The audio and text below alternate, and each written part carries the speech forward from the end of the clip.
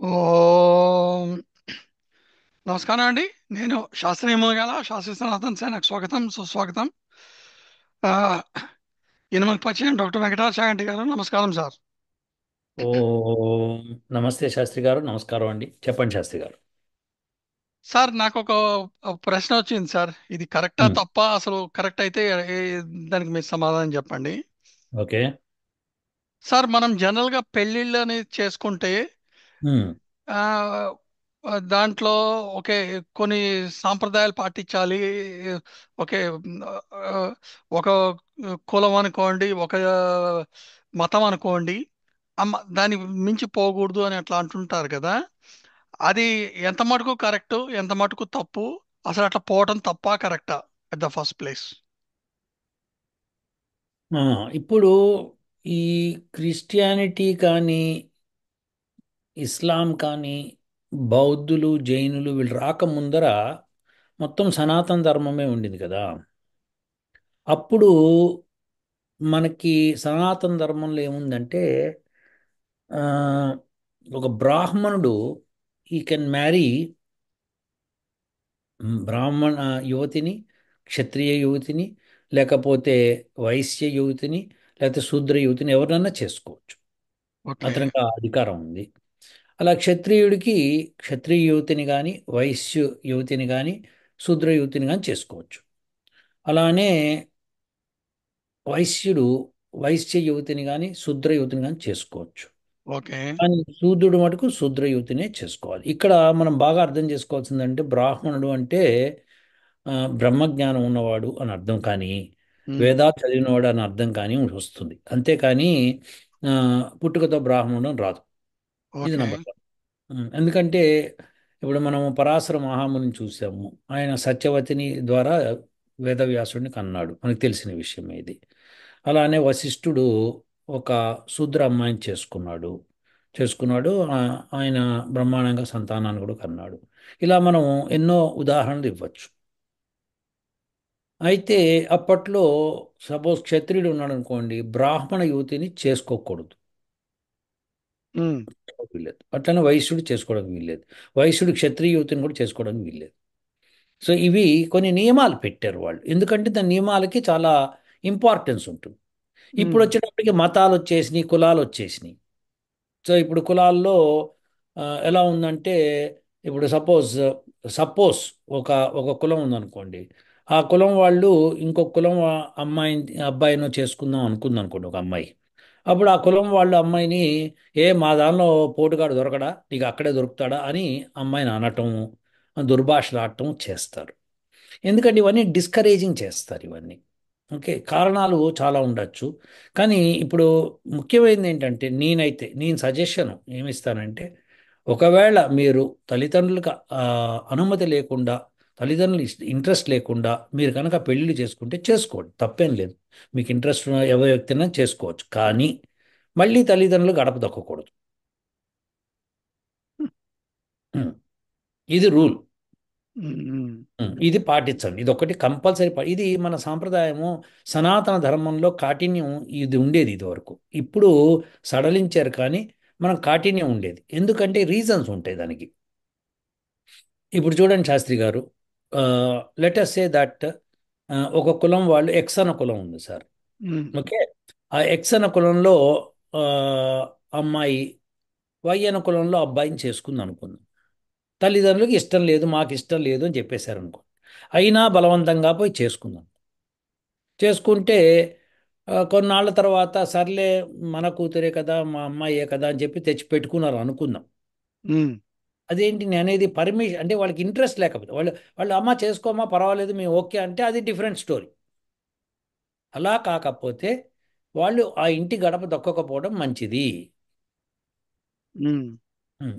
మీరు మీరు దీనికి ఏమిటి రీజను అని అడగచ్చు మీరు. ఏమిటవుతుందంటే, ఎప్పుడు గుర్తుపెట్టుకోండి శాస్త్రి గారు, ఒక కులము అంటే కేవలం ఒక వ్యక్తి కాదు. వాళ్ళు మొత్తం ఒక బ్రాంచ్ ఆఫ్ పీపుల్ ఉంటారు. మీకు అర్థమైందా? ఇప్పుడు లెటస్ సే దట్ ఎక్స్ అన్న కులం ఉంది. ఆ కులంలో తల్లిదండ్రులు, వాళ్ళ అమ్మాయి ఉంది. ఆ అమ్మాయి ఎవరినో చేసుకుంటారు, వేరే కులమో చేసుకుంటారు. తల్లిదండ్రులు పోనీలే మన కూతురే కదా అని యాక్సెప్ట్ చేద్దాం అనుకున్నారు అనుకుందాం. అప్పుడు ఆ కులంలో ఉన్న వేరే వ్యక్తులు ఉంటారు చుట్టుపక్కల, బంధువులు.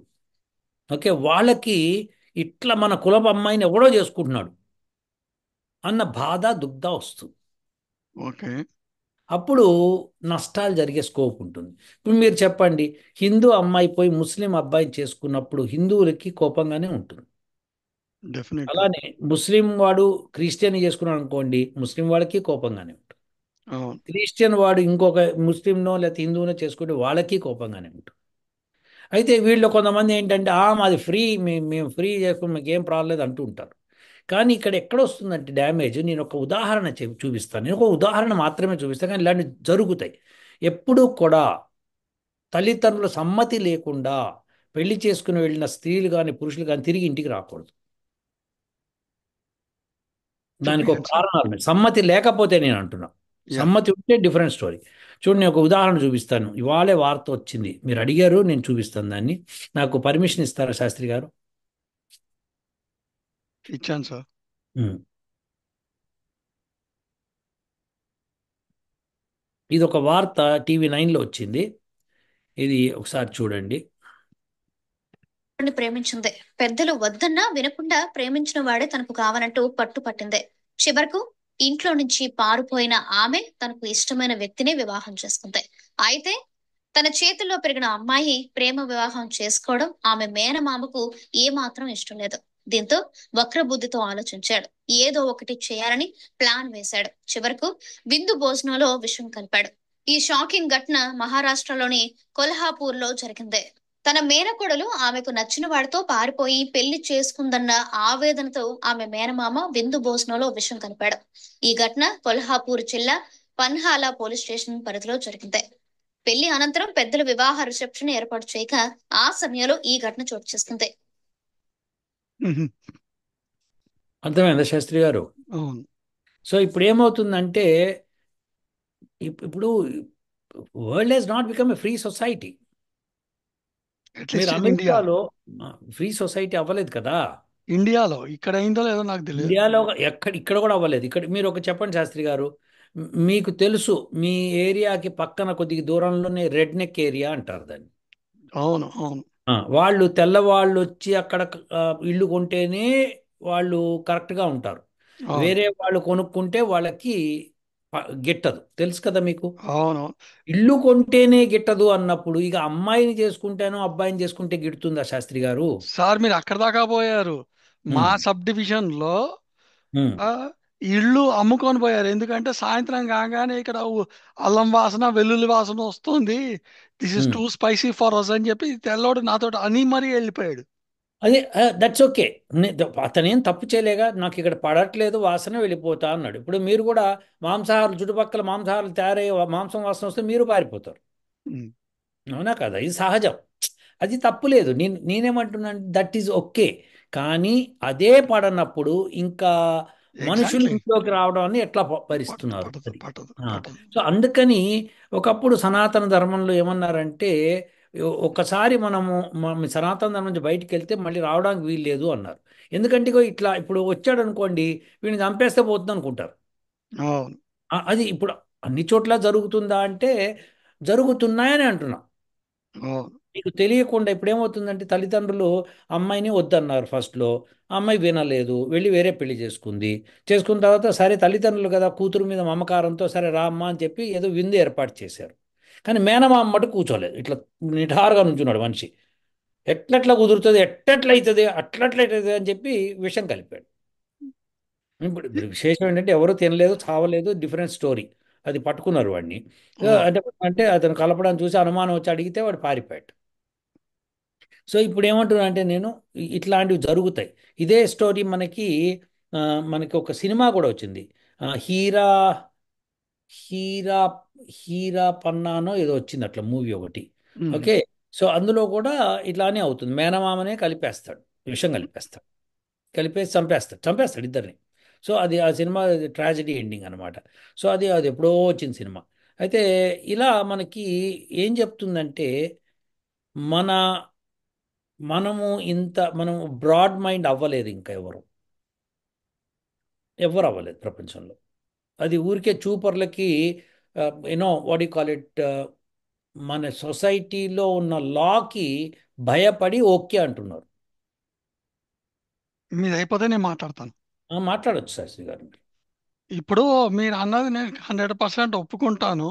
ఉమ్, కాకపోతే ఏంటంటే మనకి సినిమాలు కానీ, ఎగ్జాంపుల్స్ పేపర్లో న్యూస్లు కానీ ఇవన్నీ కూడాను ఉమ్, టార్గెటింగ్ ఓన్లీ హిందూ ఫ్యామిలీస్లో అయినప్పుడే, హిందూ అమ్మాయి అయినప్పుడే ఇట్లా చూపిస్తారు తప్ప, ఉమ్. ఓకే, ఇదే ముస్లింల్లో కానీ క్రిస్టియన్స్లో కూడా జరుగుతూ ఉంటుంటాయి. అట్లాంటప్పుడు వాళ్ళు దాన్ని ఇది ముస్లిం కమ్యూనిటీలో జరిగింది అని చెప్పరు, ఈయన కమ్యూనిటీ అంటారు తప్ప. ఓకే, ఈయన అదే కనుక హిందూ అయితే మటుకు హిందూ ఫాదర్ ఆర్ మీరు అన్నట్టు హిందూ మేనమామ ఇట్లా చేశాడు అని అంటారు తప్ప. ఇక్కడ ఈ న్యూస్లో హిందూ ముస్లిం క్రిస్టియన్ ఏది చెప్పలే. చెప్పకపోతే నాకు ఇంకా అనుమానం ఎక్కువ వస్తుంది. అదే ఇప్పుడు విశేషం ఏంటంటే న్యూస్ వాళ్ళ తప్పు ఉండొచ్చు గాక, కానీ జరుగుతోంది. ముస్లిమ్స్లో జరుగుతుంది, హిందువులో జరుగుతుంది, క్రిస్టియన్స్లో జరుగుతుంది, మన కులాల్లో జరుగుతుంది, క్రిస్టియన్స్లోను వాళ్ళ మధ్యలో కూడా జరుగుతుంది. ఆ, తర్వాత మన ప్రొటెస్టెంట్స్ కేథలిక్స్ అని వాళ్ళ మధ్యలో జరుగుతుంది. ముస్లిమ్స్ ముస్లిం లో కూడా షియాసు సున్నీస్ సున్నీ మధ్య అని చెప్పి ఈ జరుగుతుంది. ఈ ఇంటికి ఆ ఇంట్లో సియాసి సున్నీస్ అసలు పడదు సార్. కానీ ఉమ్, ఇండియాకి వచ్చినప్పుడు మటుకు ముస్లిమ్స్ అలా చూడ ఎట్లా కలిసిమెలిసి ఉన్నారో అని చెప్తారు, క్రిస్టియన్స్ కూడా ఎట్లా కలిసిమెలిసి ఉన్నారు అని చెప్తారు తప్ప హిందువులే ఆ, ఈ కాస్ట్ బేసిస్ లో విడిపోయారు అని చెప్పి చెప్తారు వీళ్ళు. అది నా లేదు నా నా మొత్తం. నా నా దుగ్ధల్లా అక్కడ. అదే కరెక్ట్. సనాతన ధర్మం అన్నది ఇప్పుడు నేను అనేది సనాతన ధర్మం తప్పు చేస్తోందా, వేరే మతం వాళ్ళు తప్పు చేస్తున్నా, ఇది నేను మాట్లాడుతలేను. నేను అనేది ఏంటంటే ఒక సిస్టమేటిక్ లైఫ్కి, ఒక సిస్టంలో, ఒక ఇంట్లో ఒక 20 సంవత్సరాలు పెరిగిన మనుషులు ఒక అలవాట్లు ఉంటాయి. ఎగ్జాక్ట్లీ ఎగ్జాక్ట్లీ సో ఉంటాయి. ఆ పర్టికులర్ సెక్షన్లో ఉన్న అలవాట్లతో అవి మ్యాచ్ అవుతాయి. అప్పుడు వాళ్ళకి సుఖం ఎక్కువ అవుతుంది, ఎగ్జాక్ట్లీ. దుఃఖం ఉండదు. సో అదే కనుక బయటికి వెళ్ళి చేసుకోవడం మూలంగా ఎన్నో అడ్జస్ట్మెంట్లకి గురి కావాల్సి వస్తుంది. వాళ్ళు అడ్జస్ట్ అయితే ఓకే కాదనట్లేదు, కానీ అదే నా ఆ, కోసం మీరు కుదరదు అన్నట్టు శాస్త్రి కుదరదు. నేను మా పేరెంట్స్ కూడా అడ్జస్ట్ అవ్వాలి అంటమే తప్పు. అదే ఇప్పుడు మీరు ఇప్పుడు ఫర్ ఎగ్జాంపుల్ మనం ఎన్నో ఇన్సిడెన్సెస్ చూసాం మనం. Exactly exactly. ఇప్పుడు సంజయ్ దత్ ఉన్నాడు, తండ్రి హిందూ, తల్లి ముస్లిం. ముస్లిం. సో ఆ ఇన్ఫ్లుయెన్స్తో ఏమైంది, మొన్న బాంబే వెళ్ళినప్పుడు అతను AK-47 ఇంట్లో పెట్టుకోవాల్సి వచ్చింది. టాడా సో కేసు అతను అయింది కదా. టాడా చాలా పెద్ద కేసు కేసు, అయింది. జైలు శిక్ష కూడా అయింది. సో నేను ఏమన్నాంటే ఇలాంటి కేసులు ఒకటి కాదు రెండు కాదు చాలా జరుగుతాయి. అవును. ఇప్పుడు ఏదో ఒక సింపుల్ ఎగ్జాంపుల్ చూపించి చూడు వీళ్ళిద్దరు సుఖంగా ఉన్నారు. ఆహా, చాలా మటుకు ప్రాబ్లమ్స్ వస్తాయి, ఏమి కాదన్నా అవునన్నా. అవును. అవును. You require to be more careful when you are talking about this. ఎందుకంటే 20 సంవత్సరాలు ఒక ఇంట్లో పెరిగి ఒక సాంప్రదాయానికి అలవాటయ్యి, అది ఏదన్నా కావచ్చు, అవును. తర్వాత వేరే సాంప్రదాయంలోకి వెళ్ళినప్పుడు చాలా ప్రాబ్లమ్స్ అవుతాయి. ఇప్పుడు మాంసాహారులు ఉన్నారనుకోండి, వాళ్ళలో ఓ అమ్మాయో అబ్బాయో ఆ, ఈ యొక్క వెజిటేరియన్ ఇంట్లో శాకాహారుల ఇంటికి పెళ్లి చేసుకున్నారు అనుకోండి, అప్పుడు ఇద్దరు రెండు కుటుంబాలు కలిసి ఒక చోట భోజనం చేయలేరు. ఇంపాసిబుల్. చేస్తే ఒకళ్ళు అడ్జస్ట్ కావాలి, ఎవరో ఒకళ్ళు. శాకాహారులు మాంసాహారాలు తింటుంటే వాళ్ళతో అడ్జస్ట్ అవ్వాలి, లేదా మాంసాహారులు శాకాహారాలు తింటుంటే అడ్జస్ట్ అవ్వాలి. సో ఈ రెండు ఏమవుతుందంటే ఎప్పటికీ నడుస్తుంది ఇది. ఎవరు ఎందుకంటే మీరిద్దరు యంగ్స్టర్స్ మారారని చెప్పి పెద్దవాళ్ళందరూ మారిపోవాలంటే ఏడవుతుంది, అవునా? కాబట్టి నేనేమంటున్నా అంటే సనాతన ధర్మం ఈజ్ ద బెస్ట్. సనాతన ధర్మంలో రూల్స్ పెట్టేశారు, ఇవిరా బాబు ఇవి ఫాలో అయిపోండి.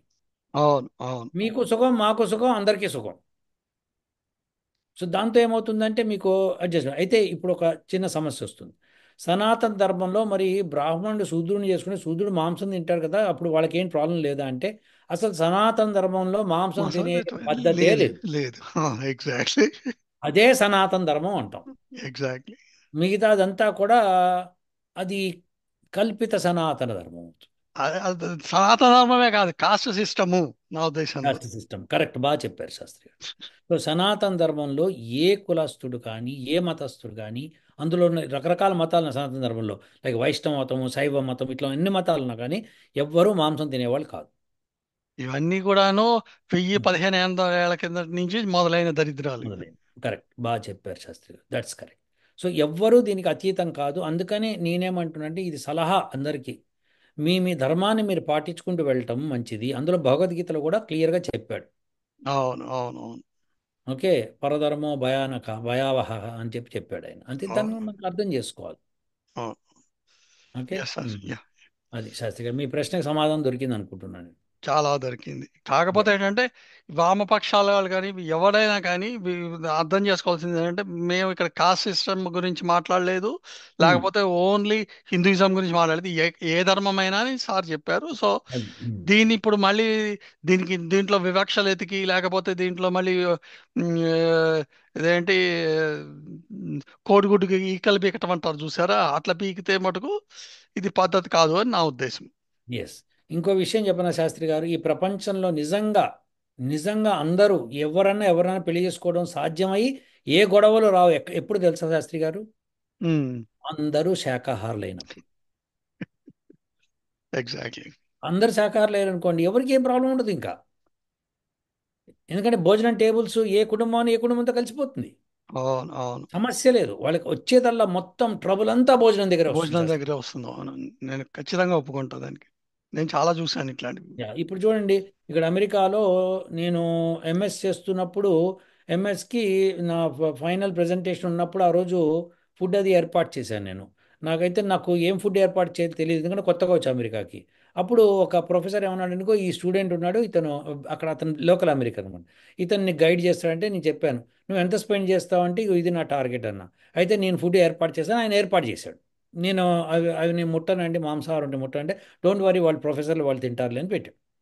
అయితే ఒక ప్రొఫెసర్ అంతా అయిపోయిన తర్వాత భోజనం దగ్గరకు వచ్చి చూసి నేను భోజనం చేయడం వెళ్ళిపోతున్నాడు. అన్న ఏమైందంటే, you know that I'm a Muslim అన్నాడు. అయితే నేను అన్న, ఐ డోంట్ నో సార్ అన్న. ఐ డోంట్ నో అన్న అంటే, లేదు అందులో పోర్క్ ఉంది, నేను తినను అన్న. వెరీ గుడ్ అన్న, నేను తినను సార్, నేను అసలు అసలు ఏవి తినను. సో మన ఇద్దరు బయటికి వెళ్ళి వేరే తిన. అదే అది పరిస్థితి అనమాట. అంటే చూడండి, భోజనం టేబుల్ దగ్గరకు వచ్చినప్పుడు ఆయన సెపరేట్ అయిపోయాడు. అవును. అప్పటిదాకా అందరూ ప్రొఫెసర్లే, భోజనం టేబుల్ దగ్గర సెపరేట్ అయిపోయారు. మరి ఇప్పుడు ఎగ్జాక్ట్లీ. ఆయన జ్ఞానం లేదా అంటే, పెద్ద ప్రొఫెసర్ ఆయన. అవును. మరి ఇదేమిటి అంటే, అదంతే. అది శాస్త్రి గారు. ఓకేనా? Yeah, yeah. ఓకే సరే సార్. సార్. అందుకనే వాడు మేనమామ ఏం చేశాడు, భోజనంలోనే విషయం కలిపాడు. సరిపోయింది. ఓకే. ఉంటా ఓకే. శాస్త్రి. యా. ఓకే. ఓ ఓ